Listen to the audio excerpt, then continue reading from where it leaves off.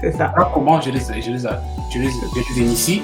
Est-ce que tu as de l'argent pour le faire? Et quand on va au magasin, par exemple, je prends le temps de les amener à comparer les prix. Est-ce qu'on prend la première marchandise qu'on voit? Si on veut du pain, on veut du lait, est-ce que si tu prends le premier que tu veux? Est-ce qu'il y a quelque chose qui coûte moins cher? Et je les amène à comprendre que non, si tu prends ce qui est plus cher, tu vas être limité dans tes possibilités de dépenses, possibilités d'acheter d'autres produits. Donc à ce moment-là, quel que soit l'âge, je pense qu'il y a toujours un endroit pour commencer.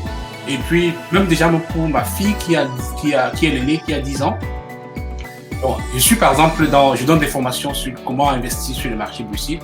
Et je regarde beaucoup les chaînes comme CNBC, les chaînes de news, business news. Et elle sait que papa aime ça. Donc elle me pose des questions. Et puis j'essaie aussi de l'exposer à ça très tôt. Dernièrement, elle m'a dit, papa, elle sait comment on lit par un code boursier.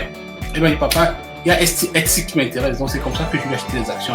Aujourd'hui, à 10 ans, elle est actionnaire d'une compagnie. Elle a plus d'une compagnie.